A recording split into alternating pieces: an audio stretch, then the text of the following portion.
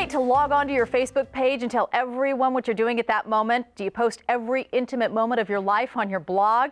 If you understand exactly what I'm talking about, then today our relationship expert, Dr. Julie Rosenzweig, is here to answer the question, is the internet ruining your relationships? This is a big deal. It's a huge problem and a growing problem. So what are some of the different activities online that can ruin relationships? You know, it's interesting. We used to just worry about internet sex or cyber sex ruining marriages, and now we're looking at even some of the most benign activities. You mentioned blogging, sure, checking email, surfing the internet.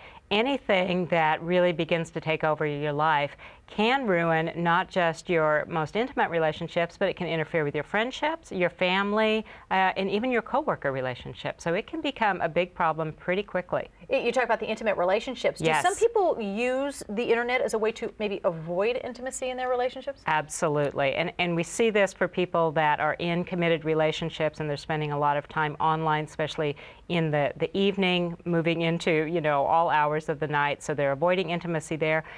People that are doing a lot of blogging or a lot of social networking online may be substituting that for the real deal, for the real FaceTime and real personal relationships. So it can definitely avoid intimacy. And the flip can work too, is that if you maybe didn't start out avoiding intimacy, all of a sudden you're kind of hooked into the internet and your relationships fall to the wayside. So basically we could be saying that people would rather be on the internet than have sex? Absolutely. In fact, there was a study that came out just last month that was commissioned by Intel to look at that, and they found that 30% of men and 50% of women would rather give up sex for 2 weeks than give up their internet for 2 weeks. And that really is a cultural statement. We've really gotten to a place where we can really get very much dependent upon our internet relationships and just the sense that we get from being on the internet. Well, and not just dependent, but a lot of people are addicted to being on the internet, aren't they? It's interesting. We don't yet have an official clinical definition of internet addiction, although I suspect that's going to happen here in the next few years. But even if we don't have an official diagnosis, you can definitely develop a dependency on it, where you know, you need to be on it. You want the feelings that come when you're on it, and it can become a problem in a pretty short period of time because it really does alter how your brain functions. Now, some of these things that are out there now, Facebook, blogging, can be time-consuming. Absolutely. How do you know if you have a problem, actually? Right. So it's time-consuming, but it's not just about time. Certainly if you're doing it at all hours of the day and night, that time's an issue. But you have to look at, do you get on to alter your mood?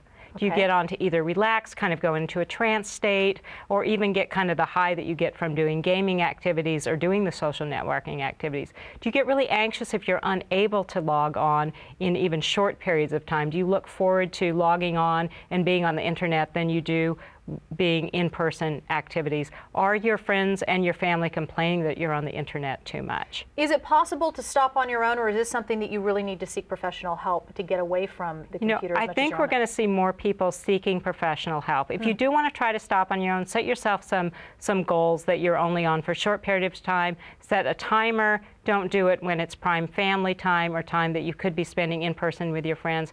But if you can't stop or pull back to a reasonable amount of time, you really should seek professional help. We often see people that have a dependency on the internet have other emotional issues such as depression, anxiety, even obsessive compulsive disorder or sleep disorders that will need professional treatment. Wow, really interesting.